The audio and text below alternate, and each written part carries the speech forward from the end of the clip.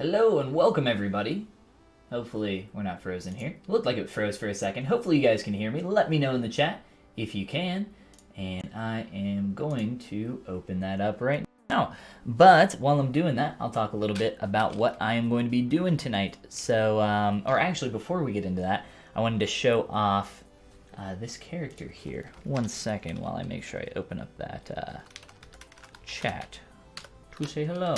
My the chat app that I have has been a little crazy lately. I can try using it, but it's been pretty hit or miss as of late. I think I'm just gonna try the tried and true browser version, because I know that for sure works. But the character that you're looking at is from my Appeal Academy course, which just reopened for registration, which I'll show here in just a second. There we go. All right, cool. So if you guys want to check that out, it's just at appeal.academy.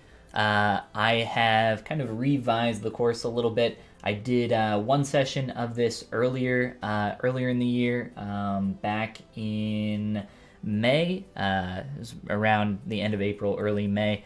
So I've done one session of this course, and there is another one. There's some more info on the page, of course. Again, that is appeal.academy if you guys want to check it out and learn more. And then, of course, if you just Google Polygon or type Polygon into YouTube, you'll find all the rest of my stuff, like my YouTube channel and such. But cool. Other than that, yeah, I just wanted to show off the character, the gal, and I'll be showing off some of my students' work here in the future a little bit more. A couple of them have already posted over on ArtStation, and out of everybody that's posted, I'm very proud to say that all of them have made it on the front page, which is super exciting, super great. But yeah, I think she turned out real cool. Got more characters in the works as well. But this is not what we're gonna be working on tonight. So I will either hide her or just maybe ploop her up in the corner for now, and grab this little wretched thing, whatever the heck this monstrosity is. So I've been wanting to play around with the Sculptris Pro tool for a little bit, and this is kind of my excuse to do so tonight. So we're kind of noodling, kind of playing around. I had a concept loaded in by, what was his name? Alexander Shatohin. Let me see if I still have it here. Yes. So I was kind of using this as just like a quick guide to like get an idea of what I wanted to do. So I started this at 5:30 my time, so about 30 minutes on this so far. Like I said, just kind of quickly playing around with Sculptris Pro, because it's not something that I use very often. And I want to play with it more. I want to try to see if I can weasel it into my workflow. So we're probably not going to be using this concept too much more. We might turn it on from time to time to take a peek. But yeah, I think we're just kind of going to play around, try to create some cool shapes here, and maybe talk a little bit about some fundamentals or answer any questions along the way, whatever they may be about. But let's go ahead and continue in here. I would actually like to break symmetry on this pretty soon, and kind of go from there. I don't want to stay in symmetry too long here. More so, as you can see, let me take off the hair really quick there. So we have two separate meshes for the head. We just have the top part and that lower jaw. I really liked the idea of that sunken jaw. That was kind of the main thing that I stole from this idea, this concept here. And I wanted to play around with that. Kind of like, it's like a skull with flesh on it, pretty much. It's really cool. So we're going to keep playing with that. And like I said, maybe answer some questions along the way. So let's see what else we can do here. I say just go ahead and break symmetry really quick though, if I can. I wanted to try just putting like a little pupil on this eye so I can get an idea of which way it was looking there with my concept. And that's probably fine. That's good enough, I think. We just need a basic idea so I can figure out placement a little better. Let me see there. We'll turn off perspective. That actually looks pretty good in terms of height. I might sink those in a little bit more, or shrink my eyeball even a little bit more. But for now. Just kind of put that there. So I like to do that with my eyes just to kind of get, like I said, an idea of which way they are facing, and it really helps for me when working on stuff like my eyelids to figure out exactly where I want those certain hits to take place. So for instance, I typically want that top lid to, cover up, a little bit of the pupil or iris. But in this case, I think we're going for like a little more gaunt, a little more creepy, so we'll play around with that idea a little bit more. Maybe not go with some like super seductive eyes for our zombie face here. But let's go ahead and break symmetry on all these different parts and pieces here and start going crazy. Sculptris Pro is an awesome tool in the fact that it just kind of gives you freedom to really sculpt at any resolution that you want. You don't have to, like, for instance, for those that don't know what Sculptris Pro is, let's just turn on our polyframe mode and turn off fill. There we go. So you can see that there are different levels of resolution here with my geometry. And I can essentially turn on Sculptris Pro mode up here and start using the smooth brush. And as you can see, that starts to kind of tessellate the geometry there, lowering the resolution. Well, that not only works with your smooth brush, it works with all your brushes. So if I have a really big clay brush, I can sculpt on that, get some new form. And if I zoom in and make my brush much smaller, you can see how much more dense the geometry is there. So depending on the size of your brush, you can get more or less resolution. And then you can control the kind of factor of tessellation and redistribution of polygons a little bit more with each individual brush. Which is really cool. Or you can just kind of play around with the global settings. Really, it's up to you. But yes, that is kind of a quick little overview of what Sculptris Pro is. But now we are going to start breaking symmetry. Jose, what's going on? Welcome. This is, I think, what I'm going to use as a basic idea here to kind of break symmetry a little bit more. So let's like pull down on one eye, and I'm going to do this really rough and quick here, because we are going to have to resculpt a lot of stuff, I'm thinking. And I would actually like, if we could, I think it would be cool to even get some like asymmetry in the skull here. Kind of like, there's so much broken stuff going on in here. What else can we break and play around with? I don't want her to look like surprised or anything though, so we definitely want to avoid that with the raised eyebrow. Typically, one raised eyebrow immediately makes a character look, quizzical or surprised, questioning, whatever you want to say. But yeah, let's continue on here. I actually want to grab. Oh, you know what? No, I don't. So the move brush, I don't know if it can work with Sculptris Pro, but at least by default it is off. Presumably for the reason that I just showed you there. If you use a really big move brush, you'd end up tessellating and destroying a lot of your geometry. So let's just go through here and make some big symmetrical pools, and maybe, or asymmetrical pools, and maybe we can change the feeling of this. I kind of like the grotesque, creepy feeling of the character, but maybe we want to take it a silly route. I don't know. Like I said, I'm more so wanting to play around with the tool, less around with the character. But you know what? We're here, so we might as well. And welcome everybody else that is just joining us. If you missed my little spiel at the beginning, welcome to the Pixelogic channel. If it's your first time here, a lot of different people stream on the channel. I'm one of many. My name is Ben, or Polygon. You guys can find my stuff online with a quick Google. Or if you guys want to check out my new course, it's available at the URL at the top of the screen, which is just appeal.academy. And that is a course that I've been working on for a while. And actually this character up here in the top is where I created that character. I created it for that course. Alright, we're just kind of playing around with some different gross shapes here. Let's just start cutting in here. I did a decent chunk of kind of blocking out here in the beginning because I didn't want to waste a ton of time in this, but I kind of like this feeling. It's feeling pretty cool. Let's try to play around, bring in some more of that through here. And maybe try to split that shape up a little bit more. There's definitely some weird shapes going on here in the chin, and I kind of like it.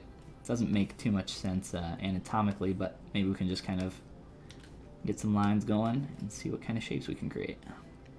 Could also get some teeth in here. I don't know if we'll do a pipe, although that is a pretty simple shape. Another thing that I wanted to talk about tonight, depending on how much time we spend on this gal, and maybe we can do it simultaneously, I wanted to talk about some fundamental stuff, because it's not something that I get to talk about too often, and I thought that that would be fun. Fun change of pace. Alright, I am trying to just get a little bit more of a hit out here, and then I'm going to take my trim brush and flatten that. I'm just trying to turn that surface a little bit more. And maybe we can start to get some color on here as well. Actually, I really want to do that because Sculptris Pro actually works with Polypaint, which is pretty crazy. It's pretty cool that that changes based on your paint resolution as well. Alright, I'm just getting a couple extra lines in here so I can maybe start getting some secondary forms up here in the forehead and start playing around with some other shapes. Mainly just using a clay brush, and I was just using the damn standard to carve in there. I think I want to really break sim here a little bit more. So let's start getting some melty face going on over here. Good old melty face, that's the technical term.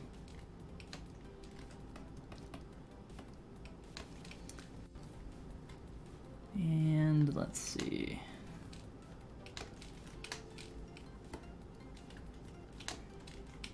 Breaking symmetry is always a scary thing, I think, when you're working on a character.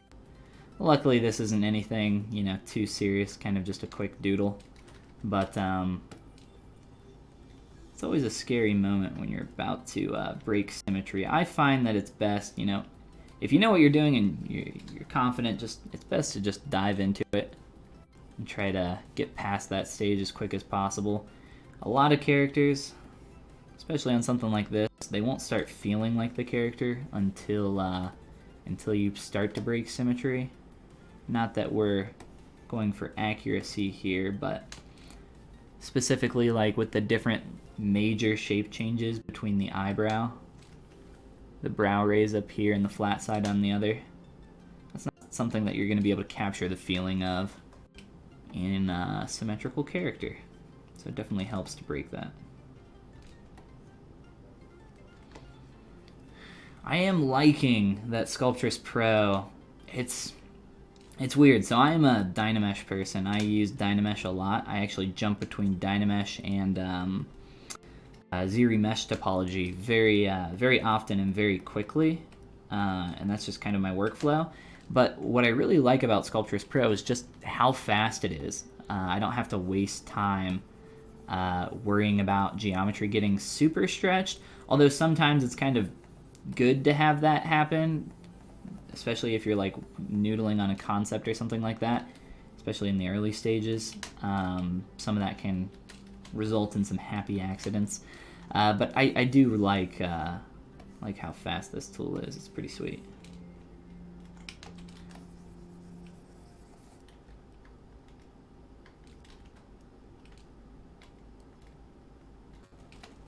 Alright, we'll turn our hair back on. Maybe play with that a little bit more. Maybe try to get some color in here as well. Let's do that next. We'll just sample this. And let's see here. I think I should still have my skin material. If not, there we go. Can maybe play with this a little.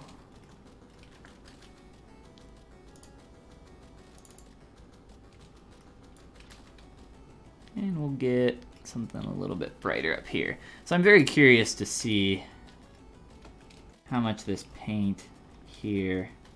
Yeah, I had a feeling that that would happen. So I think it's going to be best to turn off Sculptris Pro when working on doing some Polypaint.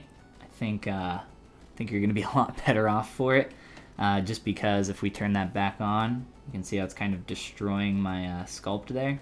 It's just lowering my resolution down to what it needs based on my brush size. So that's a little unfortunate, but it's a quick little toggle here to get that off and kind of go from there. So I am, at least initially here, just going to drop some quick blockout paint on this face.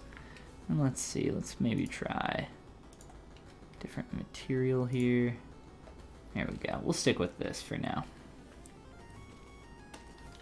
So when I am in the early stages of doing some quick poly paint, I just like to work fast, get some big blockout colors, much like when you are sculpting. Try to get some of those quick colors on there, where they should be. And we're not really worried about accuracy here, it's more about just kind of getting something on the character, and then from there we can start to kind of define it a little bit more. Early stage though, just kind of get something on the model and go. And we can maybe grab a couple more colors here from this concept real fast. A couple of these dark colors. Get some of that dark red around the mouth. The underside of the cheek there. So very muddy, right? But that's kind of what we want here in the beginning. Alright, let's grab our lower jaw and continue the process. Whoops. So another thing that's really important when you are poly painting is that you lower your RGB intensity down really low. Let's see, is there any color that I want down here? I think we pretty much got everything we need. And then after you have kind of a base of all these colors on our character, we can just use the C key and that'll sample any color in our scene. We can continue sculpting like that. I'm about to merge this jaw back into the head of our character as well. So we'll do that here in just a moment. Mao Laco says, when do you recommend using Dynamesh and when do you recommend subdividing? Well, luckily I made a video on that just a month ago. So here. So I don't go about repeating myself. I will just share a link to that in chat for you, and I'll get rid of the timestamp there. Hopefully that works. Let me know, and yeah. There's a lot of different instances. I don't think there's, you know, a really general case for when you should or when you shouldn't. I find that it's best to just have a really good understanding of the tools and kind of go from there. But hopefully that video helps you out. Let me know. And good luck to you. I love ZBrush, I love ZRemesher, and I love Dynamesh. It's just kind of a matter of having a good understanding of what each one is best at producing. So there's a lot there. There's a lot there and a lot of experimentation. But like I said, hopefully the video helps you out. Let's get some of those teeth in there because she had some like gnarly toofs. So let's get some of those. Literally just a cube is probably the best way to start that. Let's see, where'd our cube go? Grab our little cube tooth. And we'll just squash this. And voila. We have a tooth. One tooth. And we'll just kind of get this into place. Let's grab that gnarly rancid yellow color.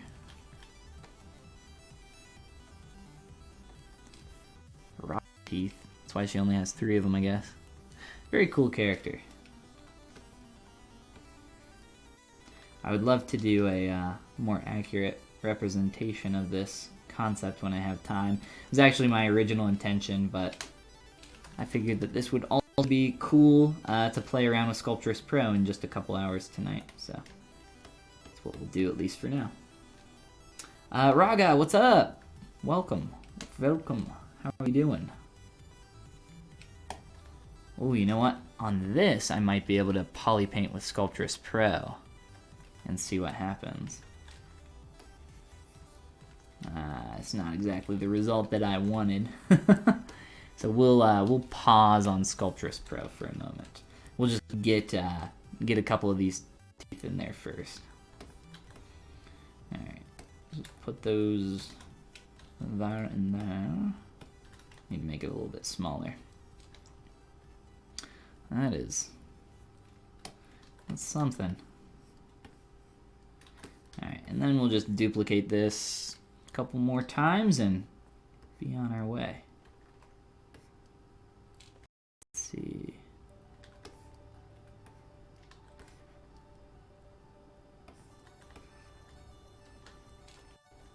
And one more here. Let's put this one. Whoops. So as long as you don't have subdivision levels on a piece of geometry, you can hold the control key with move selected, and it will duplicate it. So that's what happened there. Confused me a little bit for a moment. All right. So we got a couple quick boxes in place, but that is how everything starts. Start with the most basic shape. So as I mentioned, I wanted to talk a little bit about fundamentals tonight because it's not, something that I get to talk about too often while streaming. So I guess in terms of fundamentals, I guess we'd be talking about just primary shapes, basic shapes. So like think of like my water bottle here. For my water bottle, the most basic shape of this water bottle would just be a cylinder. So start with that and start to add more form from there. Same thing with a tooth, the most basic shape, just being a cube, maybe an elongated cube, rectangle of sorts, and go from there. Doom, what's up? Nice beards. Well, thank you. Appreciate it. It's been a while. It has. My last stream on the channel here was 2 weeks ago, and I'm not sure if you were around for that one or not. But yes, our crotchety old zombie lady, whatever she is, she's coming along. We'll do maybe something a little bit brighter for the hair. Let's see. I'm just sampling a couple colors. Maybe like a dull gray, and then we can get some more colors in there in just a moment. Here, let's organize our subtool list a little bit. Typically when I'm sculpting, I don't really worry about folders or anything. I just kind of go as quick as I can and take care of the rest later. I'm gonna apply a reflective material to my eyes just because it makes a little bit more sense.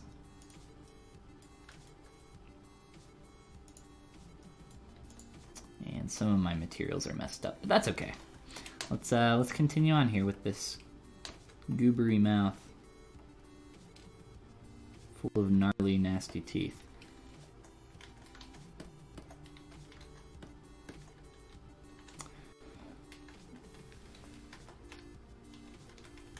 All right, let's see here. Grab our different colors, and I think I'm gonna kind of polypaint a gradient on that, kind of like what I'm seeing in this this image. So we'll try something like that. So let's get a little bit more room for these teeth though, because we're starting to get a little bit too crazy in our form down here. Starting to get a little sloppy. That's okay. It's good to experiment. And like I said, Sculptris Pro, I definitely get a lot more control out of some like ZBrush topology just because less polys. It's easier to work with pretty much all the time. That's like a good rule of thumb to go by. Here, that would definitely be the case with these teeth. Ooh, there we go.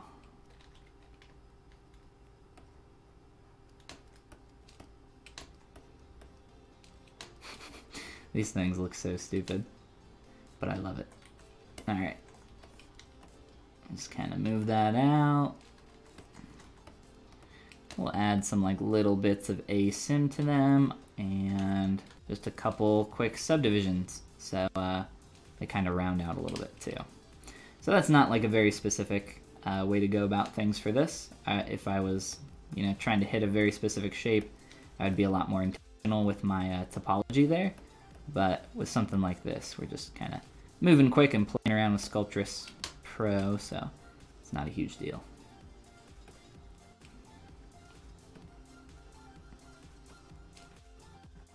Grody. All right, let's get some of that gradient on that tooth. Shouldn't be too hard. Just gonna take a big old paintbrush really fast. Kind of look like candy corn. Yum. Or gross. I don't know. I feel like I can eat maybe like 1 or 2 candy corn before I remember that candy corn is not that good. When you select different subtools, the unselected one darkens. Is there a way to turn that off? Yes, there is. What you are experiencing, though, is something that I find helpful. So what you have going on is, if I turn off all my polypaint and just have on my polygons clay material, and I just like click around, it's showing what is the active subtool.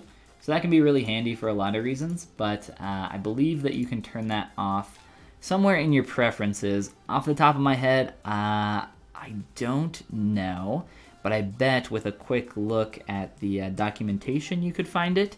Another way that you could do it is, I am assuming that you don't have any polypaint or materials applied to your sculpt, because that is the only reason that that would be happening.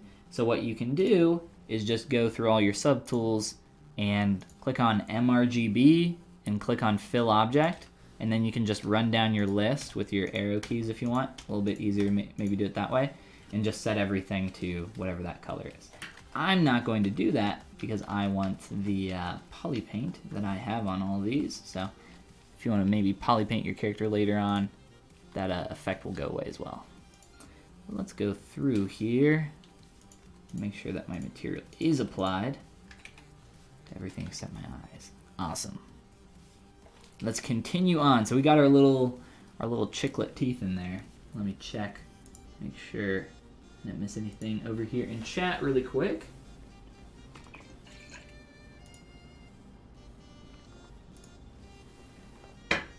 Awesome. Okay, so let's get a little bit more paint on some of the parts of the jaw down here. A little bit too light, and I want to combine the lower and upper jaw.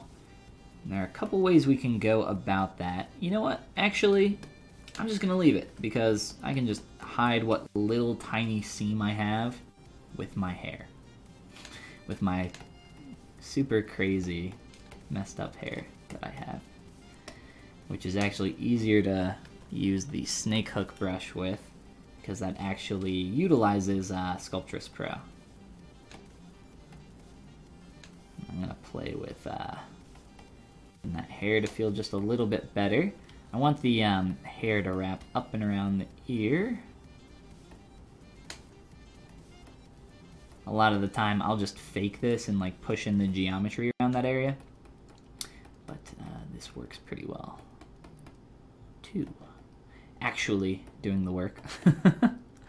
All right. So what do we want to do with this hair? We're probably just going to keep the hair a little bit gross and not, sculpt individual strands or anything like that. So in terms of hairstyle, I kind of like how this has like this really cool taper flow where it starts like with this big wave and then kind of like tapers down towards the bottom. I think that's pretty sweet. And then the other side, it's more of just one big curve. So we can kind of get that like nice big shape and then maybe make that a bit more visually interesting from that side. And over here we can probably do something pretty similar. Let's see. And what I like to do with geometry like this, these are separate pieces of geometry. I'm actually going to ZBrush this as low as I can at first, just to get something a little bit more clean and easy to work with. I don't necessarily have to use Sculptris Pro on everything, but I've made the entire face here using Sculptris Pro. So we'll give that a second to calculate. And let me sample that color. Awesome. Alright. So a little bit more clean for sure in terms of form. But we lost some of our volume, just a little bit. I can get that back really fast. So when I'm working on stylized characters that have really clean shapes, I am often using ZBrush in an attempt to get some low poly stuff that's a lot easier to manipulate, a lot more clean, where I am using tools like the Z Modeler brush to poly model stuff, like over on this character. But in terms of a quick old hag, she's shaping up pretty quickly. I think the Polypaint was a good idea. How much time takes to export a time lapse? It's the first time that I record my sculpt using ZBrush, and it's taking too long. Well, I guess it depends on how you are recording and exporting. So one way that I like to use in ZBrush is my undo history. So while I am sculpting, I will turn on the undo history under File, and then I can have that while I continue to sculpt on my character. So for instance, I can run all the way back here. Hopefully we don't get a crash, but we'll give that a second to think, and then we should be able to run through pretty smooth.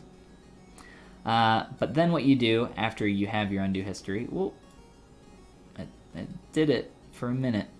Maybe, oh, there we go, okay. So maybe Sculptris Pro is a little bit slower for going through your undos. So now it should go pretty smoothly. So I have all my undos for this.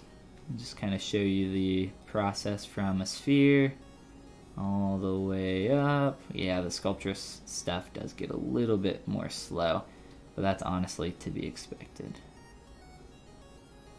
And then to the paint, to where we are now. So what you can do is up in your movie menu, you can click on F history, and that will go through your undo history and go through all that. I have a bunch of different settings that I like to use with the modifiers. You of course want to turn off the title image and the overlay image. Those are just two quick sliders. It takes 5 seconds to get rid of those. Then you won't have any logos or anything on your time lapse unless you want to add in a custom one for yourself. But there are a bunch of different settings in here. I would play around with them, but pretty much you always want to do a large document and set up your document size before you record a movie. And then, like I said, there's a bunch of different settings in here. It depends on how long your undo history is or how long your sculpt history is going to be. That will define how long the movie is, but if you have like, what do I have on the face right now? I have 1,000 undos on the face, so I don't know. I wouldn't expect that to take longer than like 5 minutes. If it took, I'd be okay if it took 10 minutes, but if it took longer than that, I would be like, maybe a little wary. Probably cancel it. Just kind of depends though.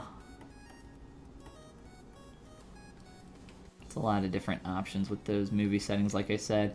If you have like a really high frame rate or a really large document size, that could increase that time by quite a bit. So those are the two things that I would check on first. Alright, so we got our hair in our basic, very, very basic shape. I wanted to add in some poly paint here. It's like these darker areas, just some like quick different variation in here just to make it a bit more visually interesting. And we're doing pretty good on time, so I think we'll have enough time for a quick demonstration here at the end too. And just a couple different quick colors. Spice it up a little.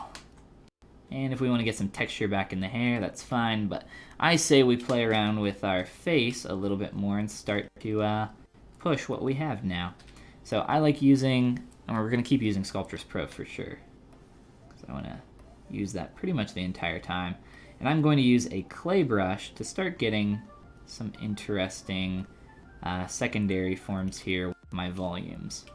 So probably end up, a lot of the time my objective is to not have any brush strokes in my sculpt, but I'm kind of aiming a little bit for the opposite here. So I am intentionally going to use my brush to try to get some extra texture on this face. In some areas it can get overdone really quick and look very repetitive, so you gotta be careful with that. Maybe switch it up. But as a good starting point, clay brush is a good way to go. So some of this feels pretty repetitive, so we could start to break that up with something like a damn standard brush. You can even use like some trim brushes to start getting in there and planing out some of the form, but I'm just going to continue going crazy here, building up and plussing up these shapes. Try to get some more volume in here, because that's kind of feels pretty flat right now. So I think we can do some cool stuff here.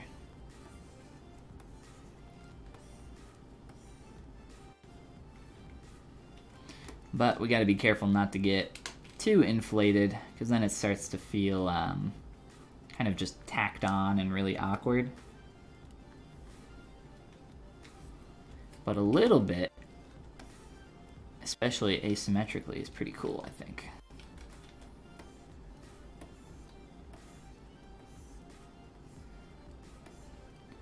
So Sculptris Pro tends to get a little laggy the higher you get in your subdivision level, and I find that lazy mouse tends to make it lag a little bit more, but I really like the settings that I have on this brush, so I'm going to continue using it even though it's a little laggy.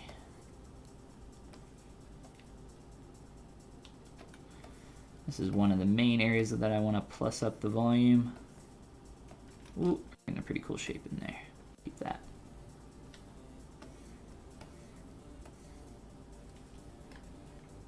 But it's just starting to add a lot more texture, a lot more depth to the face, especially around here in the mouth.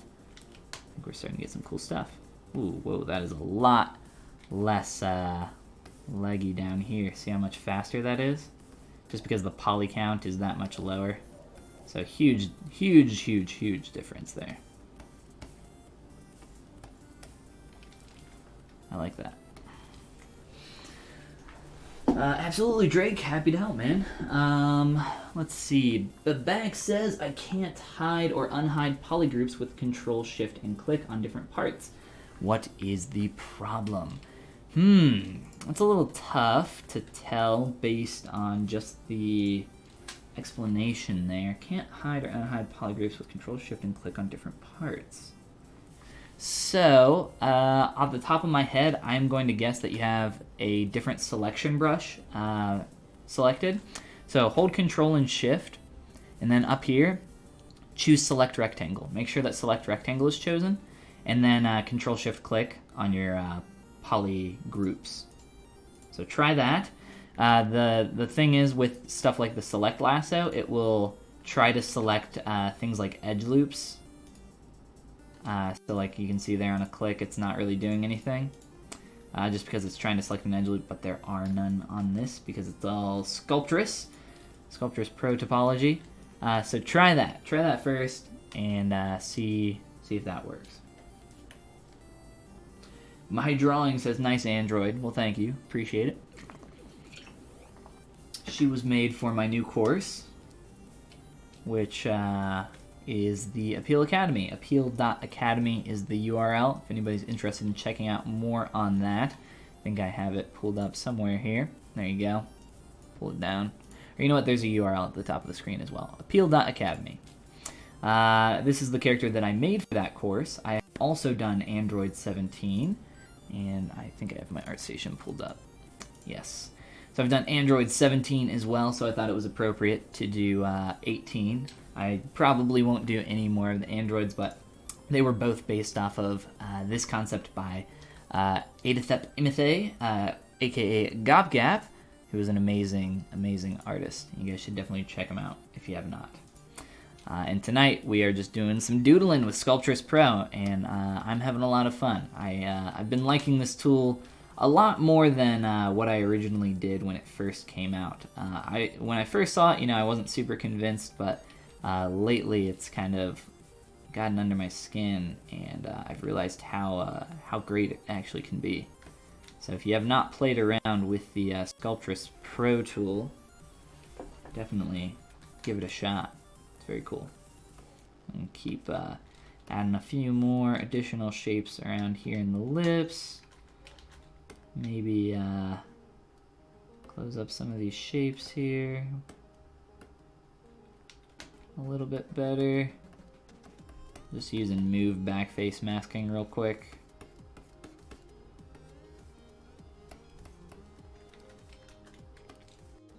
Kind of like the segmented, well, I don't know what that word was, segmented feeling that we're getting here. There's some cool stuff going on there.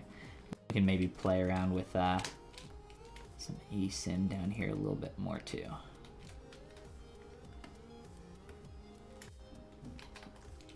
Kind of like a pumpkin mouth or something. All right, let's get some more stuff going on down here. Let's see, we can't really see too much of what's going on over there. She's just got a nice, strong bacon neck, our favorite kind of neck. Could probably get a little bit more definition over here. Let me turn off the hair for a moment. I don't want to go too crazy. She doesn't want to have a super jacked neck or anything like that. Like over here, a little too much.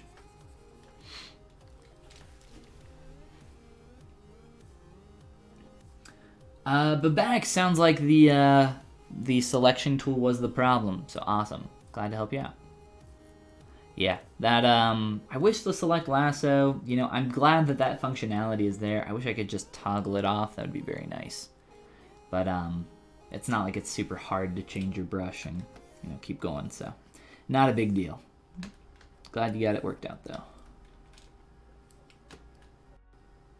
Alright, so that's typically the shape that I'm looking for in my character's necks right through here.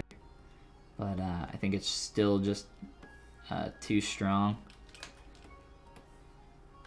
So we're going to soften it on both sides and push that in. The next thing we're going to do is try to really, I think, break sim on the expression just a bit more. I'm noticing some weird stuff going on here, though. Ooh, no. There we go. It's kind of lacking nostrils. One tool that I really like using is Transpose Master, which is under... Oh, come on. There we go. Which is up in your Z plugin menu under Transpose Master. T-Pose Mesh is the button that you want to be clicking. Oh, I might have too many polys for this, but that is okay. Essentially what I want to do is just grab my really big move brush. Really start to kind of warp this shape a little bit more. Just make this a little bit more broken up.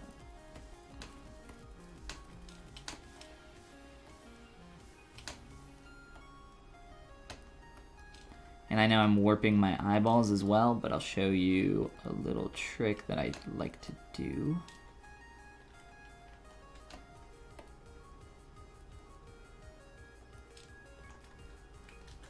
We'll T-pose sub-T to go back.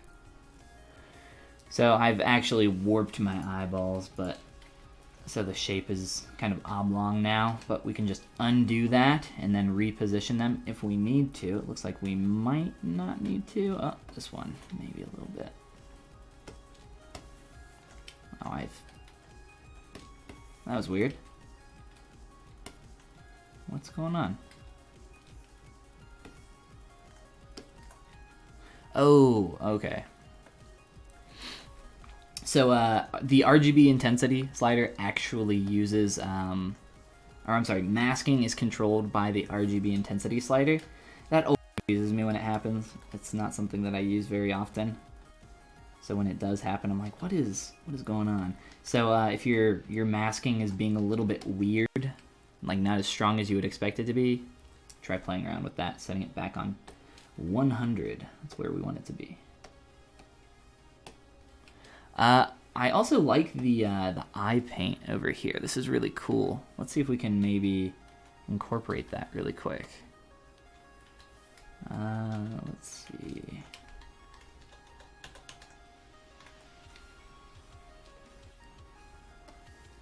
Oh God. Not exactly what I wanted. Alright. So we want this kind of pinkish color.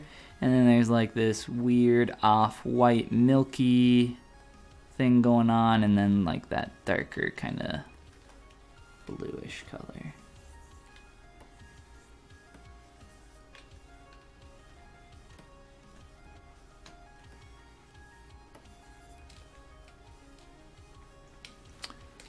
I want more of that milky kind of white here.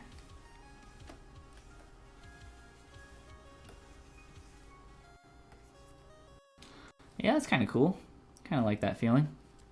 I still wanted some of like that pupil iris shape to kind of be seen there, so maybe we can get some of that back in.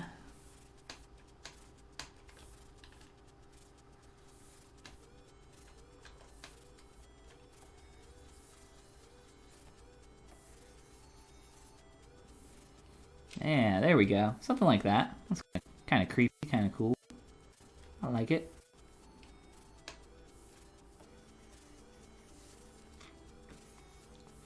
I like the lighter tone over here. Get those a little bit closer to each other. That feels much better.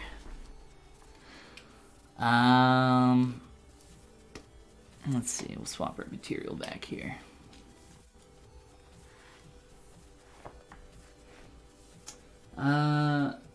Could these potentially be rigged and animated? Why did I say animated like that? Wrong intonation. Yes, absolutely. This character would just have to be retopoed so that it could, because right now the topology, I'm using the Sculptris Pro tool, which is something that I wanted to play around with, which dynamically tessellates your model. I think they call it tessimation, because it tessellates and decimates your model. These are all ZBrush terms. But it dynamically changes your poly count. So you would have to manually retopo this before you would go about animating anything like this. But absolutely, yes. Yes, it's all just polygons right now. So you just need that. What's the secret to make my characters more appealing? Well, Mr. Sanson, I'm glad you asked. I've shown off this character a couple times. She's just hanging in the corner right now, but this is from my course, the Appeal Academy, which is just appeal.academy. There should be a URL at the top of the screen where you can sign up for the course. It's not just an online course, it's also a personal mentorship program. So if that sounds like something that you are interested in, learning about how to make your characters more appealing, or just learning about sculpting some appealing characters in ZBrush, that's probably right up your alley. Check it out. Alright, we are definitely lacking in color on our neck. let's get some more down here. Those eyes. Kind of creeping me out now.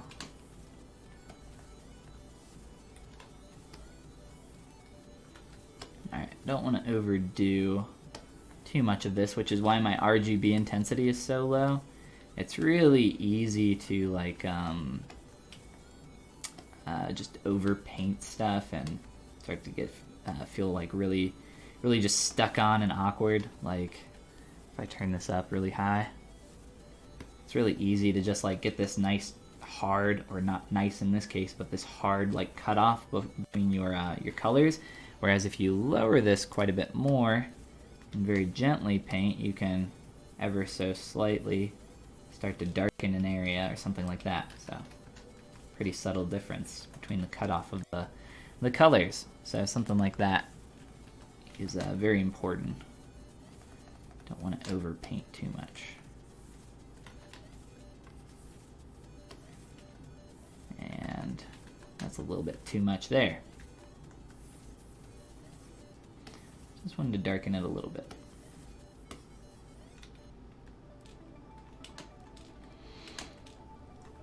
All right, let's merge our head and jaw together here. Not technically, the geometry is not merged technically, but the subtools are. And that helps me in just being able to sculpt on all of this at once a lot more easily. But of course it will get a little bit more laggy. A little bit of a trade-off, but that's okay.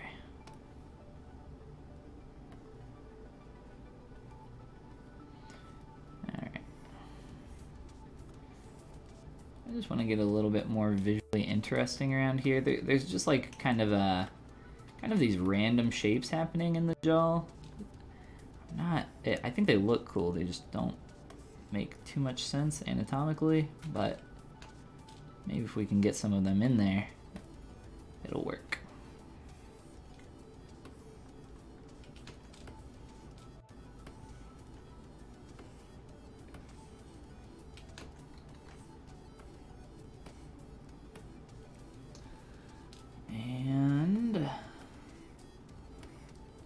Like I said, I don't want to do a ton with this character's hair. But maybe we could do a little bit more. Our jaw was looking a bit too thick, I thought. So we'll just decrease that a little bit.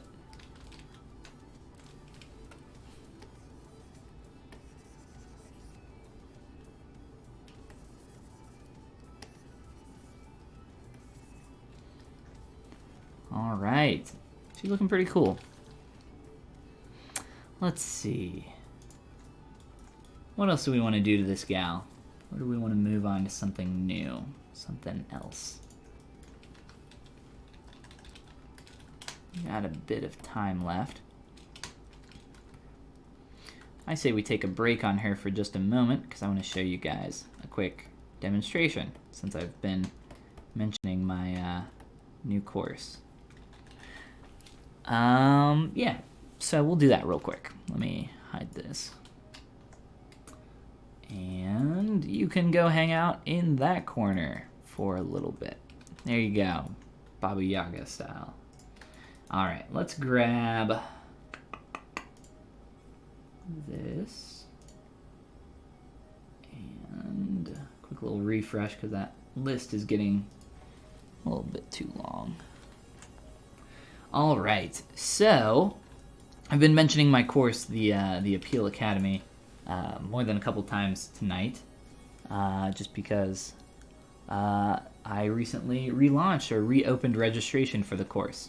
So I thought it would be cool to demonstrate a couple things from the course. I don't think we're going to have a lot of time to go through, a ton of information. But I thought it would be cool if you guys were around. I'm not sure if any of you were around for... it was a while ago, so I probably can't find the video too quickly. But essentially what I did was I went through... Here he is. Boom. I found that a lot more easily than I thought I would. So essentially what I did was I went through my entire sculpting process, starting, so using this Prince of the Forest character, showing the Blockout stage, into kind of refinement, into secondary forms, into more and more detail and refinement from there, into adding polypaint, doing posing, all that good stuff, all the way up into the finished character. So I went through a ton of different information in this video, and I'm going to post a link to this because we're going to do something similar today. But if you are interested in my sculpting process and how I would go about creating something like this deer character, like this Prince of the Forest, I would definitely recommend checking out this video. So, like I said, ton of information in there. There's a link. But what we are going to do, something similar with my Android 18 character here. So let me load in the Blockout that I did for this character. Give me a second here to find that. There we go. Okay, so there are two different files that we are going to look at here. And we'll start with this one. So this character over here, this Android 17 character, started from this monstrosity of sorts. Kind of a character maquette, you could call it. I just call it a blockout. Essentially, the basic idea of a blockout is to focus on fundamentals. But we can't really talk about blockout too much unless we take a step backwards into fundamentals. And that's what my course, The Appeal Academy, really focuses on, is sculpting appealing characters from the standpoint and mindset of focusing on fundamentals. And there's a lot of information that we could go into about fundamentals, more so than I could cover in an hour. So there were two that I thought would be really cool to focus on, that you could consider maybe like little art hacks almost to just make a shape more visually interesting immediately, more appealing. So Mr. Sanson was saying, what's the secret to making my characters more appealing? Well, here's a couple real quick here for you. So, like I said, there are a lot of fundamentals that go into making appealing shapes. It's not just about appealing characters, it's about creating appealing shapes, the parts of your character. So, let's just use these legs down here as our starting point. And what I'll do is I will split them up so that we have this basic shape over here, and this one over here, and let's grab the upper leg too. So I will have, just to make sure I got everything in the right spot, I got my upper leg and my lower leg. So we'll try to kind of cover this really basically as quick as I can. So the first fundamental idea that we are going to look at is called taper, or thick to thin, or another way to think of it is to try to avoid parallels in a shape. So as you can see in our leg, it's not perfectly parallel, but a lot of the shape here, a lot of the silhouette is very parallel, and thus that makes the shape feel very boring. You can see over here in all my limbs and all parts of my character, it avoids parallels at every single turn. So that is something that is very important. So I'm going to show you how we can do that really quick. So I just have this little piece of geometry, this leg, and even from the profile, I've started to get a little bit of that taper in there already. But let's just start by smoothing out the bottom so that starts to taper it a bit more. And I'll just use a move brush really quick up here to widen that out. So we are now going from a thick shape down into a thin shape. And now it is immediately more visually interesting than this one over here. And down here with this upper leg, we can do the same thing. Maybe we got a little bit of a thicker shape up here, a little bit more narrow towards here. And we are 3D artists, so we want to rotate around and think about how a shape is going to taper from the profile as well. So we're starting to get a little bit more thick into a little bit more of a thin shape. And I'll just combine these really quick so that we have two of them. So that is the first fundamental, let's say. It's not the first fundamental, but it's the first thing that I wanted to look at. I wanted to look at things that were maybe like a little bit more unique that a lot of you have a good chance of not ever heard of before. So that was one. And then another thing that works really well in combination with this is the idea of focusing on making your shapes more interesting by breaking up symmetry in the individual shape. And this fundamental is often referred to as straights and curves, or a really good way that I like to think of it is having one side of your shape being more visually interesting than the other. So if we look at our shape right now, if we look at this, yes, we have avoided parallel lines. We're no longer having parallel shapes in the silhouette, but they're still doing the exact same thing on both sides of the shape. So what do we need to do? We need to make one side a little bit more visually interesting. So one way we can do that is by making one side a little bit more straight and another side maybe a little bit more curved. So that's why it's often referred to as straights and curves. So I am going to make that inner edge just a little bit more straight and this outer side just a little bit more curved. And as you can see, we are already, just by doing a couple strokes here with our move brush, starting to get a more visually interesting shape.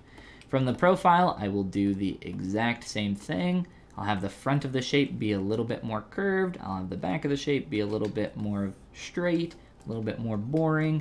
And then down here in the lower leg, I'm actually going to do the opposite. I'll have the front be a little bit more straight and the back just be a little bit more curved.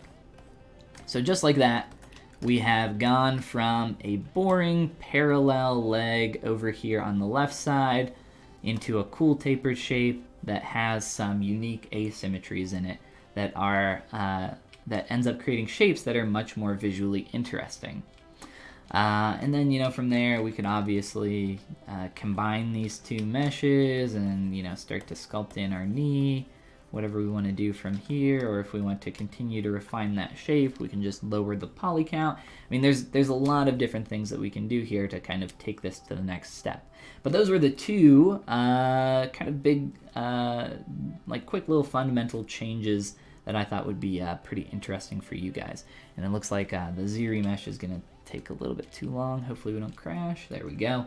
All right, so this was stage 1 of my character Blockout. Here's a little bit further in the Blockout process for my character. This Android 18 character over here. Still very simple, very rudimentary, but you can see that down here in the legs, there's a lot more focus on creating stuff, creating shapes that are tapered, as well as having a fundamental of a straight on one side and a more interesting shape on the other side. So some quick little changes here and there, and stuff starts to get more visually interesting a lot more quicker. I don't want to talk too much more about like Blockout and stuff, just because I have that other video that I posted and shared for you guys, so I hope that you guys find that helpful. But let's look at the next step of the process here, once that quick save is done. I'm actually going to turn off quick save because we are going to have lots of files loaded in here, and that'll start to get bogged down really quick. Jay the Chow says, how do I move multiple poly groups at once? So, here you go, Jay. I have a bunch of different poly groups here in this character's arms. I'll even auto groups it so I have even more. What you can do is Control-Shift-Click. Hold Control-Shift, click your poly group that you want. So I want this red poly group, and let's say I want this yellow poly group for whatever reason. Doesn't really matter. Control-Click, hold the Control key, click, that masks everything. Control-Shift-Click to unhide everything. And now you have just those two selected, and you can move them with your transpose line, your 3D gizmo, whatever you like to use. The world is your oyster. But masking is probably the easiest way to go about that. Alright, let's load in a refinement stage. So this is a little bit further in the process. As you can tell, things have definitely progressed from our Blockout into a little bit more anatomical form, a lot more visually interesting. There's not really a ton to say about this part of the stage other than focusing on your reference, as well as a couple other things that I cover in the course that are more so some of the trade secrets that I'll hold close. And you guys, if you are interested, for those that are, you can check out the course over on the website. JFO, have you used the multiple selection with the gizmo? Yes, I have. That also works. So that's not for polygroups, that is for multiple subtools. What I like to use typically is in the Z plugin menu, T-pose mesh. That'll throw everything that is visible into transpose master, and you can move or edit or sculpt on multiple things at once. But if you're just trying to move geometry, you can, so I could make a new folder here. Sure, untitled folder. There's a lot of different ways to go about this, but we'll just throw in a couple pieces of geometry into this folder. Click on our 3D gizmo, make sure that's on. Click on the gear, and just click on transpose set. And you can see that we can move all of those parts and pieces around at once. So that is using the transpose all selected subtools, or pizza box icon, as it is more commonly known in the 3D gizmo, but you can also do it with folders. A lot of different options there in terms of moving multiple subtools, multiple polygroups, a lot of different stuff. Cool. So let's go on to the next stage. I kind of want to go through this a little bit more quickly so we can get back to our gal here. And some of the materials are messed up here. So let me do a quick little fill fix. All right. So there's definitely some changes that have occurred between this current face and the face over here on the right, the final version. I would say that the most important thing that I like to think about while working on my face in the beginning is think of it like you're just doing construction. It doesn't have to be pretty, and you don't... You have to separate it kind of into stages, is how I like to think about it. The first stage is the construction stage, where I'm just trying to get all the parts and pieces in there in the relative right place. And this is the same exact idea with Blockout. You just want to get some geometry in there, get some parts and pieces on the canvas. The last thing you want is a blank page staring back at you. So you can't really start working on proportions until you have the stuff in there to reference against itself. That's what proportions are. So that's kind of the first stage of working on your character's face, getting all the parts and pieces in there, and then you can start to focus a little bit more on accuracy, let's say. Real quick here. Let's see. I'll show just a couple more, 2 or 3 more real fast, just so you guys can see the full kind of process here for that character. And the materials are screwed up again, so not sure what's going on there.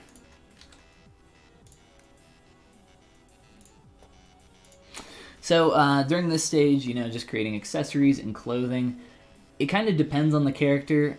If the clothing or accessories that the character has with it are a huge part of the character's silhouette, then I will absolutely start creating those earlier on. I try to do as much as I can early on in the kind of like earlier stages of Blockout if I can. So that includes stuff like clothing, if your character has like something that they're holding, a weapon, a book, whatever. So I try to get a lot of that in the early stages, and then I have something to build off of later on. And I've actually shown off a lot of techniques for extruding clothing on the channel, so I don't think we'll do that, but more so I just wanted to kind of show off the idea of, when you're creating your clothing here at this early stage, you can still see that this is just a cylinder. It's a cylinder that I've subdivided, and it's got a hole in it. Like, it's not a complicated shape, but that's how all things start.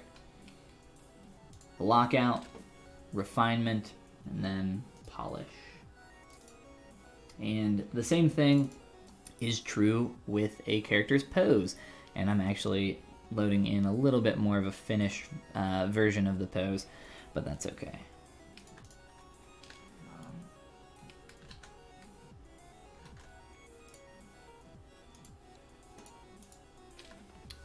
So we got our little stripper pole here, but I like to do. I'll show you why I have this here in just a moment. But essentially with posing, I treat it the same way as anything else. I try to just get the basic, most basic pulls and turns and twists and everything else for my pose, and then I start to refine it a little bit more from there. There's some live booleans on here as well, so stuff's a little bit weird, but I don't want to leave that on because it'll get laggy. The pole here in the center of the character is just to find the character's center point, where they are, where their center of gravity is, and I just find that helpful when I am posing to help figure out the balance of my character a little bit more. It's really easy to have your character feel like they are about to fall over when you're in that posing stage. I try to keep the character feeling on balance even in the neutral stage. I find that it's a lot more helpful when you're moving forward into posing later on. And then of course the final version, which is the one that I have over here in the corner, where everything is combined and polished and gone through all the stages of development from Blockout to final pass here. We got our little cute Krillin doll down here. Nothing too crazy. I didn't spend a ton of time on him, but yeah, that's kind of the whole quick rundown on the gal. But I just wanted to go through that. More so, I wanted to go through that those ideas with the fundamentals earlier on, because I think a lot of that stuff is really useful, and again, it's kind of like the huge, kind of the overarching focus or theme of the entire course. So if fundamentals are something that you are interested in, or sculpting appealing characters, unlike this old hag here, then go check it out. It's appeal.academy. I'll shout it out this one last time. You can go check it out. Alright, cool. Let's continue sculpting on our old hag, because we got some more time to play around. I'm going to start sharpening up certain areas just a little bit. Ooh, Sculptris Pro. Oh, you know what? Let's leave Sculptris Pro off for a little bit,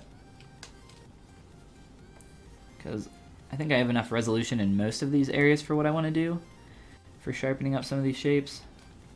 And I think Sculptris Pro is just gonna kind of lag us a little bit more than what we want right now.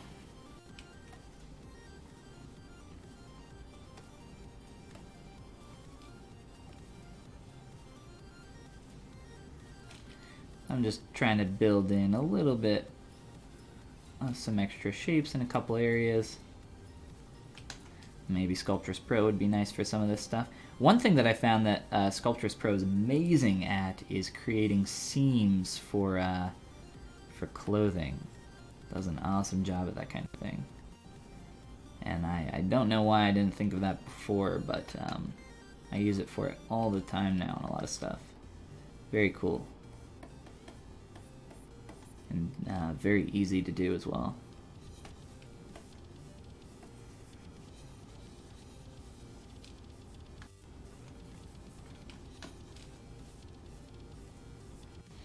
She's got some wonkiness going on with her nose that I would like to fix. Some harder shapes than what I would like. Maybe we can give her a nice little wart on her nose as well. It'd be pretty cool. We'll do that in a minute after I clean this up.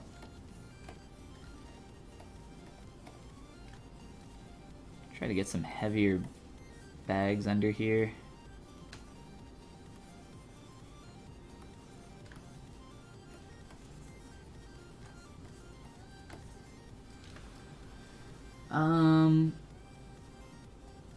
What is better, to sculpt the character nude or sculpt them in clothing? Well, I guess it kind of depends on what your purposes are for the character. So if it's if you're just practicing, I would say sculpt everything, right? The more you do, the more practice you're gonna get. If it's something for production where the character is going to have multiple outfits in, let's say, a video game, like then you'd obviously want to do the character's body and everything for that. If it's, you know, just a sculpt and maybe you're just going to like 3D print it later, then you don't really need the body because, you know, you could hide pretty much everything under there because you're going to have to fill in everything for 3D printing. So the body doesn't technically exist when you would go to 3D print that. It'd be pretty silly to sculpt that. But, you know, I mean, it's up to you at the end of the day, I guess. If you don't need it, don't sculpt it. It's not really about what's better. It's about just, like, what you need and what you're trying to accomplish.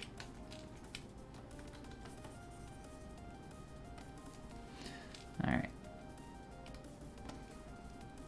Let's get one little wart over here.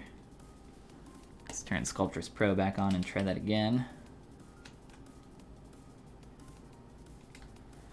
Always gotta have a nose wart. It's all about the nose wart. It's what the beauty magazines won't tell you.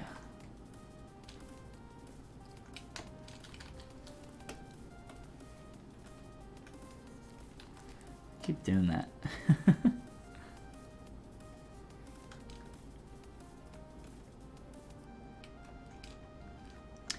I'm trying to get a little heavier here in the eyes, especially over on this side.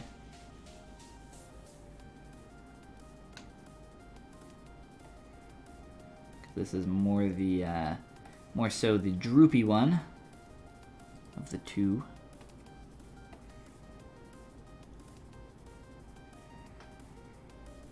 See what a clean line you get from Sculptris Pro like that? Just like carves in exactly the resolution that you need there. It's pretty awesome. Big fan of the Sculptris Pro.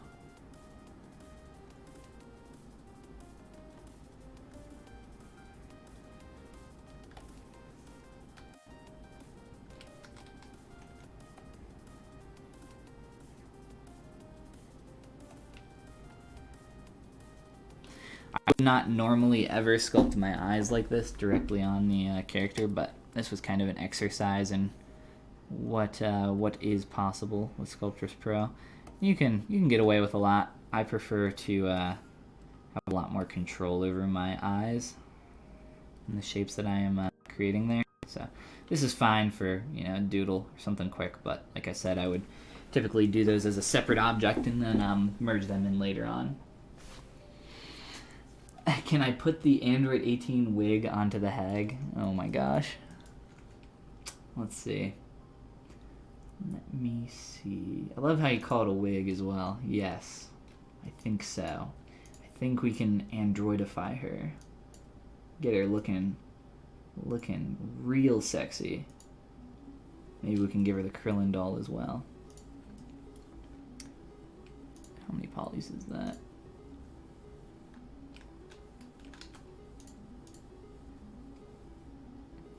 Got a lot of stuff loaded in right now, so this might take a minute. But it's a great idea, so we're going to do it. Oh, perfect. It's at the right size and everything. Oof. Time to get a haircut. Oh no. So laggy. Here, hold on. Oh no! It crashed. Crashed without a warning. I kind of saw that coming. Just had a couple too many things loaded in there. Should be fine though. We can just roll back. I don't think we really lost anything important.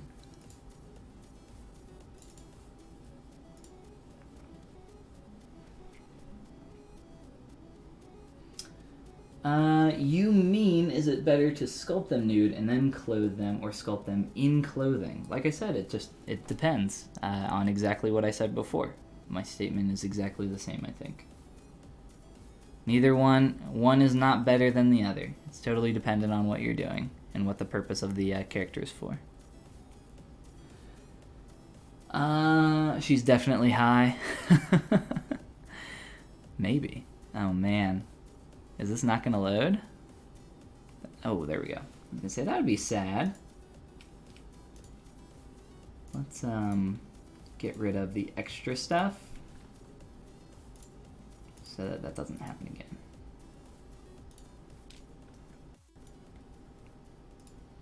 All right, and then we need the gal. Grab her hair. I am going to get rid of some of the polygons just because we don't need all of them. We don't need to go that extreme. All right. Append that back. Grab our beautiful locks of hair. All right, it'll be much easier now. Oh yeah. I can already tell that this is gonna be great. Oh, hell yes. Wow. Already looking spicy. Wow, that's something. I'm all about this. Just gotta work on placing that a little bit better. I like it. I think she looks pretty good. I don't think she's ever looked this fabulous before. She's a new woman. Oh, we lost some of our eye stuff that we were doing, but that's okay. We can redo that. That won't take too long. I am all about this. This is the best idea we've had in a while.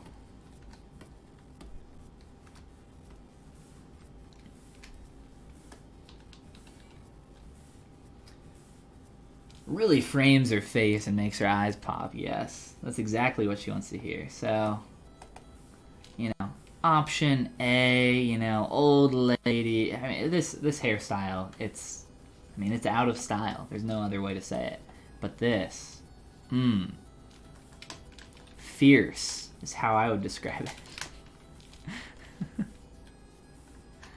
it. Something. There's something about Baba Yaga. The new rom-com of the summer. Alright, let's get back in on our eyes and get those bags back in. Those hag bags. Oh, we lost our nose wart as well.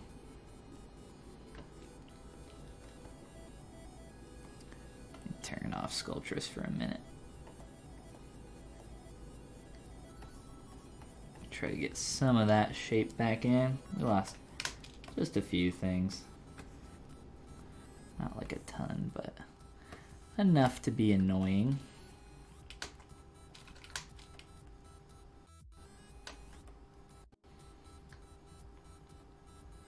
I mean, this is my new waifu right here.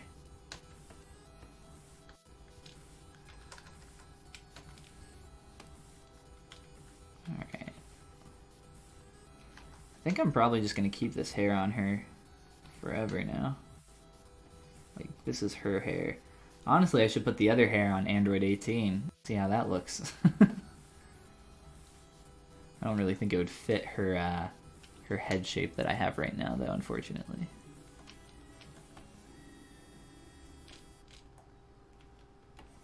Alright, just a little bit more here on the eyes.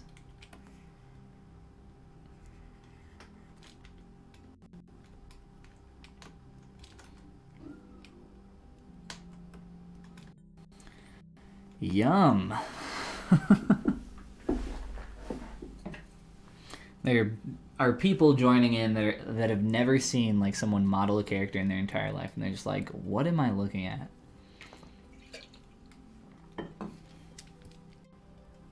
This is the power of ZBrush.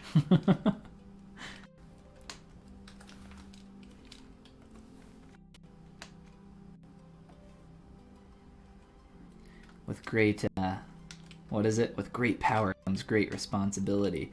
I feel like I have wielded, or maybe miswielded that power, that responsibility.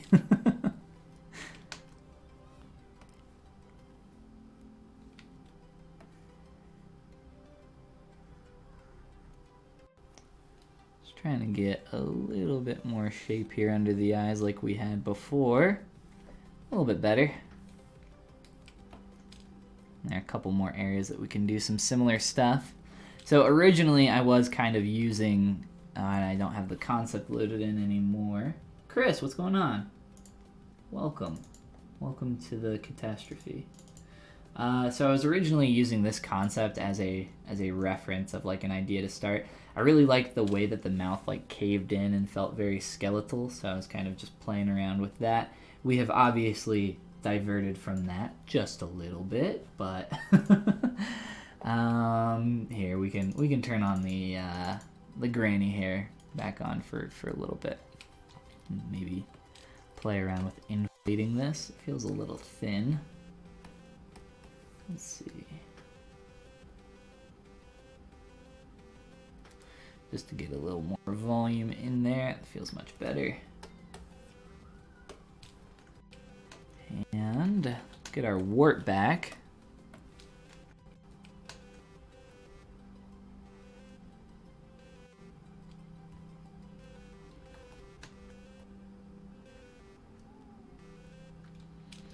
All right.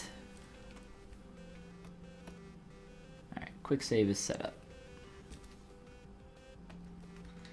All right, so I wanted to blend some of this form around the nose a little bit more, because it transitioned really, just like really steep, and it looked pretty awkward, I thought.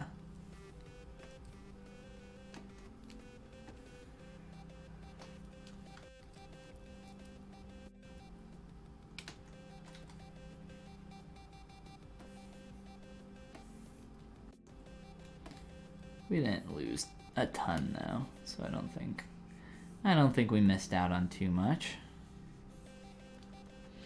So things are getting a little bit messy. Typically what I'll do is I will ZBrush to start controlling my form a little bit better. What you can actually do with the Sculptris Pro mode though is just kind of manually go through with your smooth brush and start kind of lowering the resolution of certain areas to start cleaning those up. So that's one really cool thing that you can do. And you don't have to worry about, you know, I'm going to remesh too low and mess up one area, because you can kind of control where all that's happening at individually, which is pretty sweet.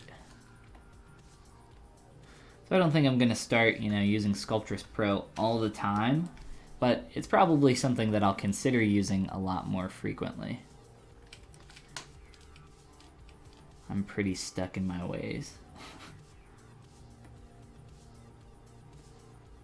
I do think that it's a very fast tool though, and I've enjoyed my time with it immensely.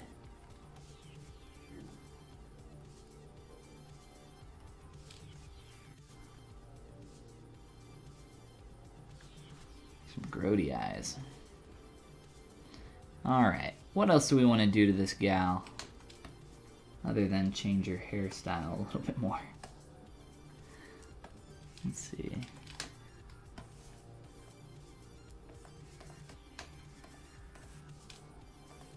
Just get a couple quick strokes here for a little bit of texture. Oop.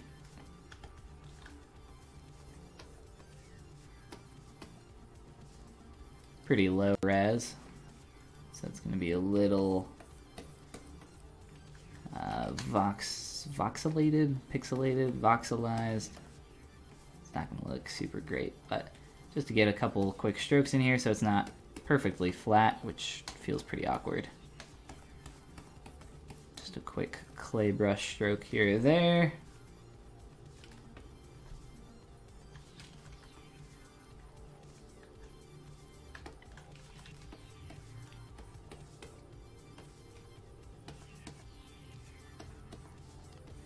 Nothing too crazy.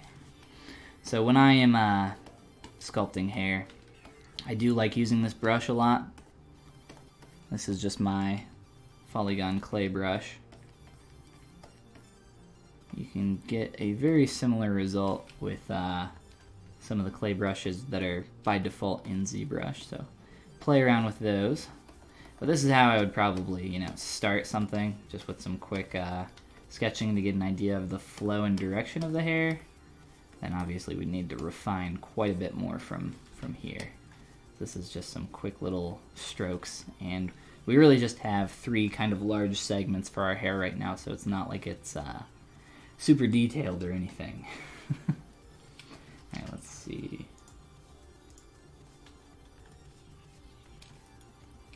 I don't think Sculptris Pro can combine geometry, which is actually kind of nice. I don't think that it does. Yeah, it does not. So with Dynamesh, you know, you would actually merge this geometry together just where it's touching, which is, I really like that aspect of Dynamesh, but I'm glad that Sculptris Pro does not do that, as that would probably be pretty annoying. Let's see if we can do a quick Dynamesh here. A little bit lower. There we go. I'm just kind of simplifying the shape that we have. Recombining all this geo here. Sculptris Pro helping us out. And let's see. I really like using the snake hook brush with Sculptris Pro. Ooh, without RGB.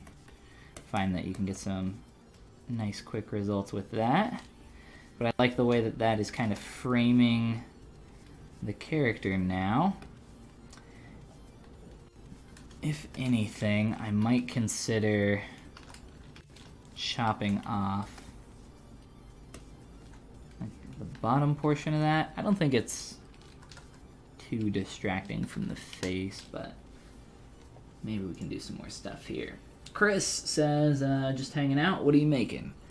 Well, we were playing around with Sculptris Pro today, and we just got done doing a demonstration on a couple things for fundamentals and some stuff with this character over here. Now we're just kind of working on this like old hag Baba Yaga style female character. Oh, you know what? Yeah, I know what we can do. Let me see. I'm gonna re-import the concept really fast here. I don't know why it got. I guess after a crash it didn't stay in, so. Alright, let's, where is, let me fix that. There we go.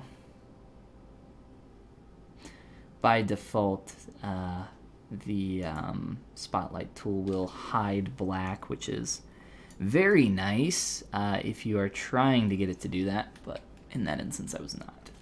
So, I was kind of using that as a idea generator earlier on when I was playing around with some of the shapes here, this concept, but we can poly model our little corncob pipe. I think that would be a cool next thing to do, because we don't play with poly modeling tools enough here, and I love using ZModeler.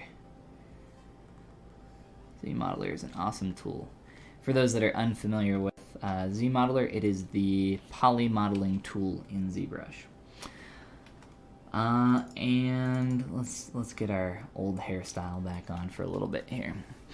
Alright, so it's pretty much just 2 cylinders. Let's talk about fundamentals while we do this, because this will be an exercise in those 2 areas that we looked at. So the one being taper, and the other one being interesting and less interesting, or straights and curves, however you want to think about it. So let's grab a cylinder. The way I like to create cylinders is I will duplicate a piece of geometry, scroll down to initialize, and set these numbers to 212 and click on Q cylinder Y, or quick cylinder Y. So that will create a really low poly cylinder. And what is it? 8-sided? Yeah. 2, 4, 6, 8. Yes, 8-sided shape, which is typically pretty good for rounding out later on once we smooth this. So by default, if we press the D key, that'll add a dynamic subdivision level, but because we don't have any creases set up, it looks pretty awkward. So what we can do is go to Crease. This is under Tool Geometry, and Crease, just click on Crease by default with the default settings of 45. It should do exactly what we want here, and it looks like it did a pretty good job. So let's get this out here. I'm just going to rotate this straight ahead. So typically when I'm poly modeling, I will keep everything on a symmetrical axis, just because it's a lot easier to work with. And then later on, I will start making changes to that. So let's see, let's look at our concept. So the pipe goes from a little bit more thin to a little bit more thick towards the outside. So we'll just elongate our pipe. We also need to make it a little more narrow in general, because this thing's just way too big. She can never fit it in her mouth there. But the scale is more like a pipe than a, well, this is a pipe. That was more like a PVC pipe of some kind. Alright, so that should work. We'll elongate it out. And then here we go, let's do some taper. So that's what we want to focus on, thick to thin. So let's increase the scale. And now we're no longer super parallel and boring. And we can do the same thing over here. We'll shrink it a bit more. I think that looks pretty good. Alright, so we need another cylinder. So let me grab a couple undos here. Beautiful. And I'll just kind of reposition this cylinder right here. This one's a bit larger. And this one also has some taper in it. It goes from thick to thin, from top to bottom. So we'll kind of do the same thing.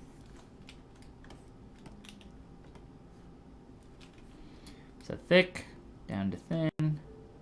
And it looks like there's some cheating going on here in 2D. So that kind of connects for the cylinder at the bottom, which doesn't do us any favors. Let's see if we can maybe get that to work a little bit closer.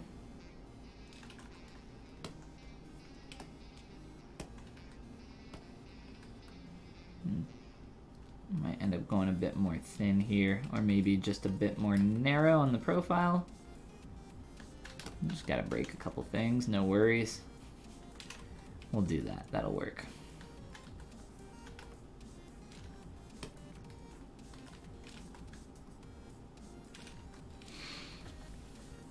Ah yes, what a beautiful lady, thank you. She's gorgeous. We have both of our hairstyles turned on here. So I haven't really decided what hairstyle I like more. You know, this is a very classic look, but this one's very, very kind of new age. You know, I like this, personally.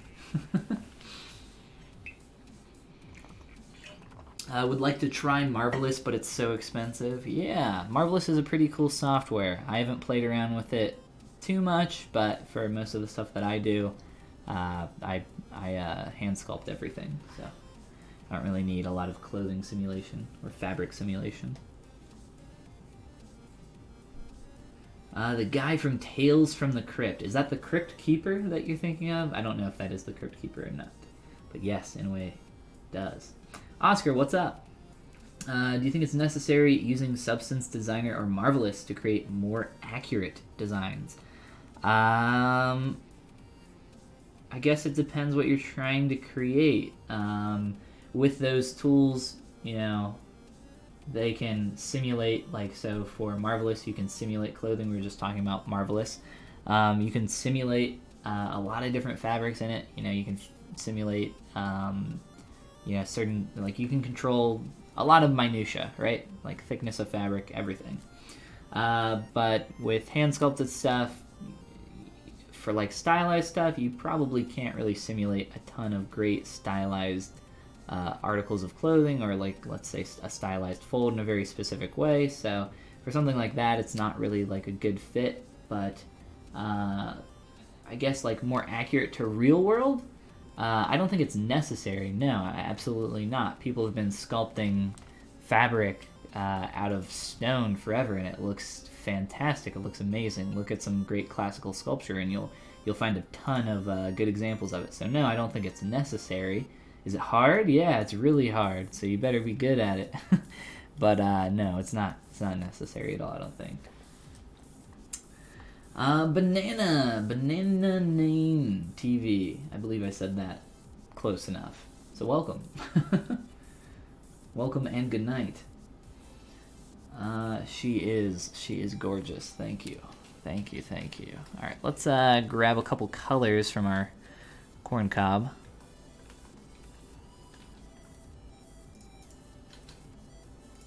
And we can start working on some secondary shapes as well.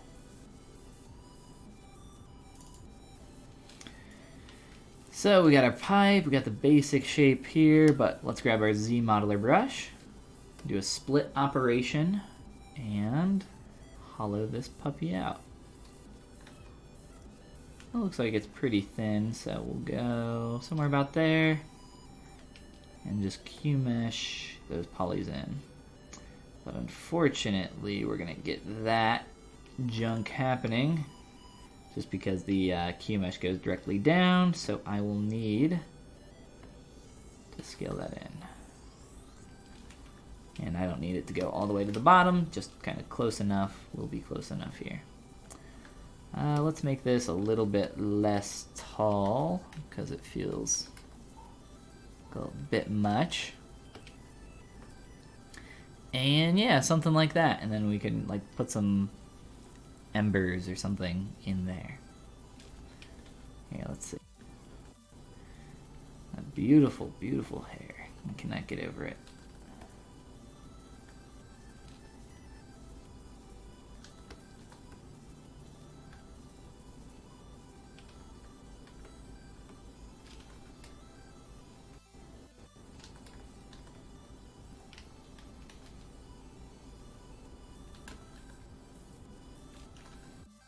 We'll make room for that in a moment.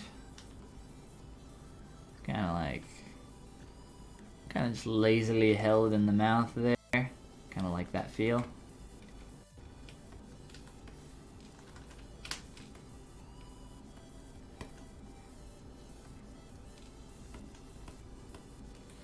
Let's make sure that extends all the way into the mouth.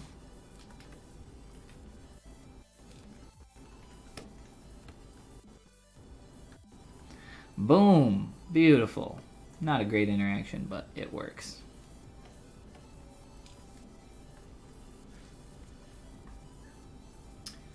Is it possible to make a character ready for animation only with ZBrush?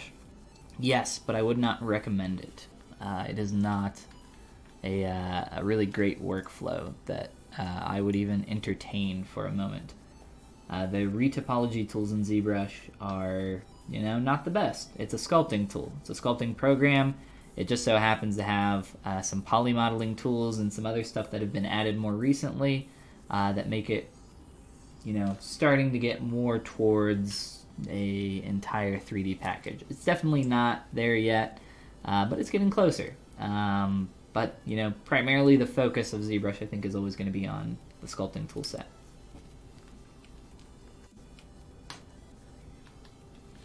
And you know what makes every shape better? Bevels. Oh, maybe not. Keeps beveling the wrong direction. That's annoying. What the heck?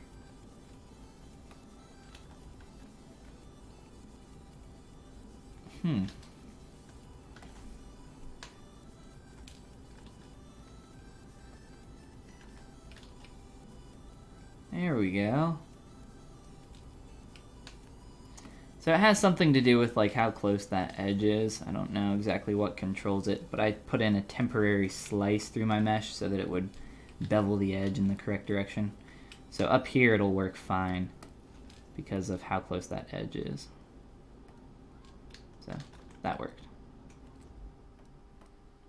Now we can do some cool creases. And now when we smooth that shape, it'll hold those edges nice and tight. We'll do the same thing down here. Got some nice and tight edges, and the geometry is looking a bit more clean. A bit more visually interesting. Oof. You are not, though. I mean, you're looking visually interesting. You're just not looking clean. Not in the way that I normally sculpt, but that's okay. I like her all the same. All right, let's put like some embers or something in here. Let's see. What do we got? What do we got going on here? Ooh, you know what? We could sculpt some smoke. Ooh, that sounds fun. Any kind of like smoke or water, anything like that. It's always kind of annoying. Real tough.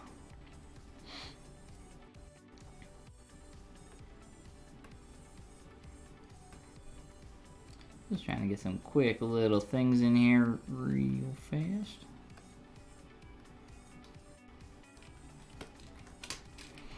And then quick little Dynamesh. Whoa, not what we wanted.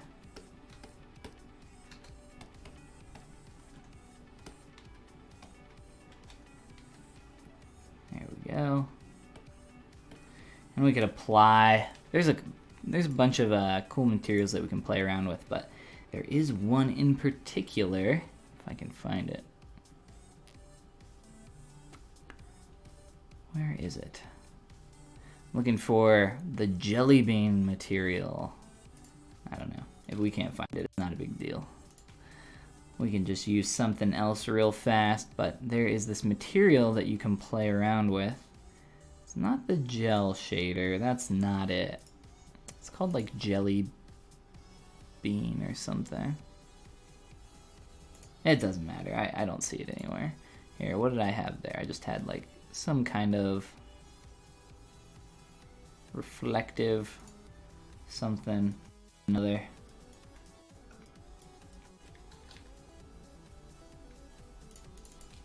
I don't really like that.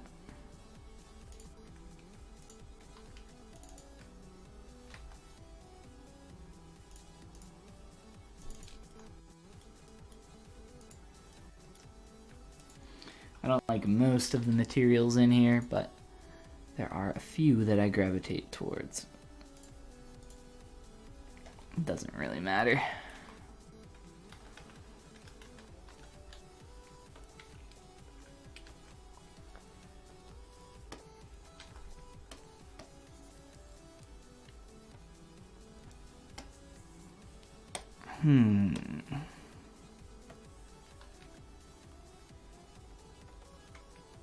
Oof. That's a fun one. Where is it? I don't know. There it is. Jelly bean. Alright, so the jelly bean material is really cool because what you can do with it in your material modifiers is you can up the ambient quite a lot.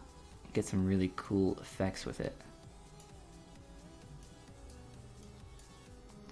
I'll use it for all sorts of stuff.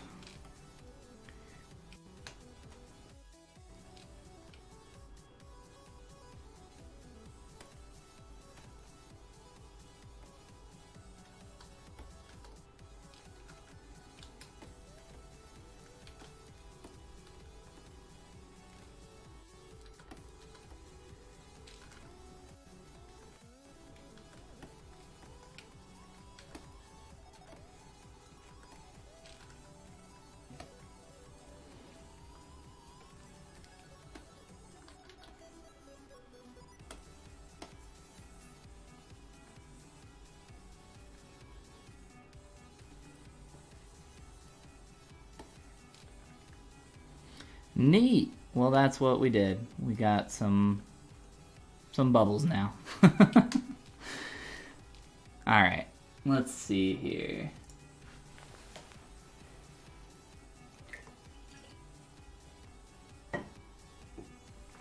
How did you shirk your slice like that? I don't know what shirk means. So, like get rid of really quick? Is that what you mean? Like how did I get rid of it. So what I did was I put a slice through this piece of geometry because the bevel wasn't going in the proper direction. So what I did was I ran a quick, let me change my material.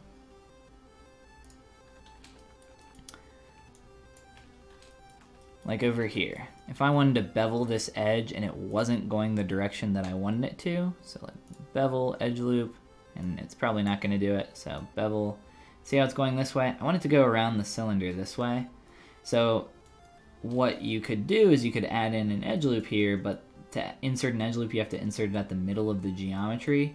So what I did was I held Control and Shift, did a slice curve. So Control Shift, select the slice curve brush, and then hold Control Shift and click and drag to draw out a slice, which adds in an edge loop, technically. And I essentially just added that in temporarily so that I could bevel this in the proper direction, but it's not close enough. So here, do it one more time. Boop, right about there. Now it should bevel the way I want it to, but it's not wanting to do it. There's actually another way we can do this, but it's being, there we go. So I got it to go that way. Now it's beveled the way I want. And now I just want to delete these because they're just kind of in the way. So hover over an edge with the Z modeler brush, what we were just using. Spacebar, delete, edge loop complete, delete, delete, gone forever. Boom. No more slice. Easy peasy.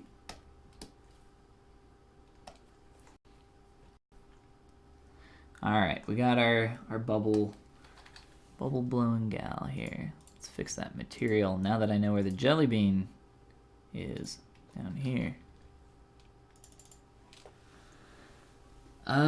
Shrink. Oh, shrink. How did you shrink your slice? How did I shrink my slice? I'm not sure. What did I do? I don't know what I did to shrink my... I don't know what you're talking about, actually. For which part? When I was working on the pipe? When you're working with the slice curve brush, you can just click and drag it out, or hold the space bar to move it around if you want. And there's a lot of different options there.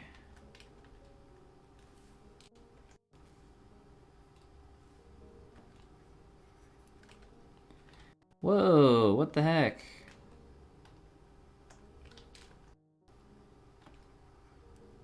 That was weird. We got like a little hole in our nose. That's actually the first time that's happened with Sculptris Pro mode for me. Maybe it has something to do with the resolution there.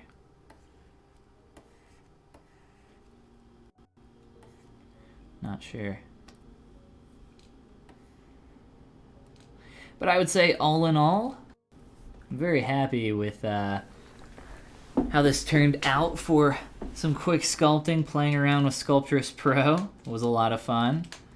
I think this is maybe like my third time playing around with Sculptris Pro.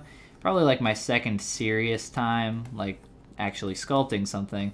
More so the first time just kind of playing around, seeing how it worked. Yeah, for sure my second time. The other one's over on my YouTube channel pretty recently. But yeah, really cool tool. I would love to incorporate it into my workflow more. But I'll probably more so stick with my, what I know and love with Dynamesh and ZBrush and all that. A lot of benefits to all those tools, but Sculptris Pro has their own benefits as well. I am a big fan. But we are nearly out of time, so please throw in any last minute questions or anything in chat now. I'll answer them before we go. I did a slice curve and all of a sudden your slice was smaller. I don't know, maybe I'm seeing things. Maybe, I don't know. The only operations that you can do when drawing out a slice, so click and drag to like move your slice around, right? You can hold shift to like snap it. at every 5 degrees. If you press the Alt key, you'll add in a Bezier kind of curve here. And if you double tap Alt, it will do a hard angle turn. That's about it. There's not really too much other than that. And then holding the spacebar allows you to kind of freely move that around as well. Yeah, I don't know. Maybe you're seeing things, like you said. I really don't know. There's no secret quick operation to like change the scale that I know of. Maybe there is and I pressed it on accident. If anybody else knows.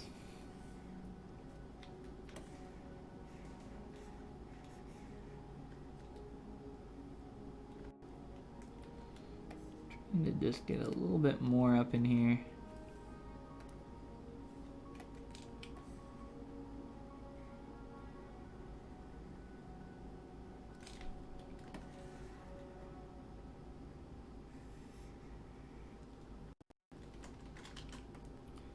And a little back face moving. Thicken some of that up.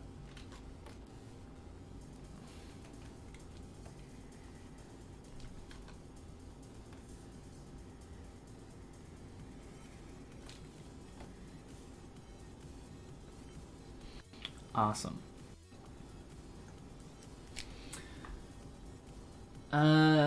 Just use insert edge loop in ZModeler. Yes, absolutely, you can use that. The reason I didn't use that though was because I'd have to put it at the middle of the pipe and then slide it all the way down, and that was too many operations. So I lazily added one in with a quick little slice. It's very useful for some quick edge loops where you wouldn't necessarily always be able to get an edge loop.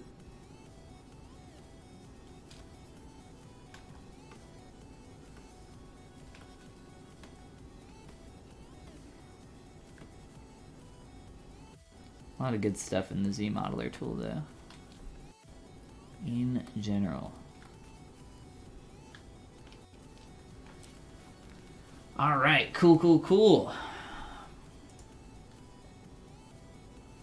Yeah, if you're using the slice curve brush, I've literally never used those options, Steven. Let's see. I don't remember. What is it? Control Shift and right click. Here. No, wait, is that what it is?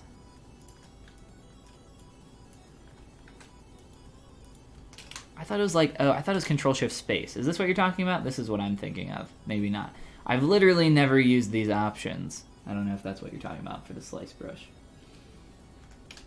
But they are there. B radius, I don't even know what these do. I assume the poly group doesn't let it create a poly group if you toggle that. It's for clip brushes, it looks like. And the B radius defines how much will be clipped when a clip brush is used. Interesting, yeah. It's not something that I ever really play around with. Or use the bevel edge function. That's actually what we were using there. Let's see.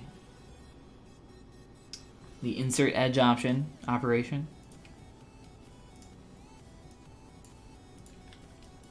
So I was using, so Jay there was talking about insert edge loop, I believe. But let's see.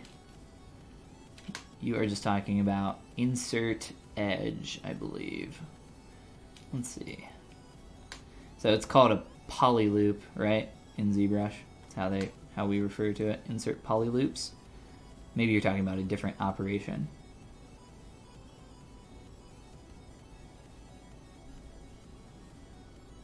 Oh, gotcha.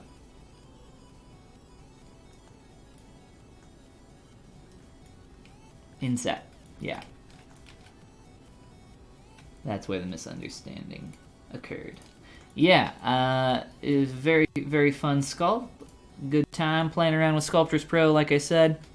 But I believe we're just about out of time, so here at the end, I'll just really quickly again shout out my new course, I should say, not the new course. My new course over on appeal.academy if you guys want to check it out.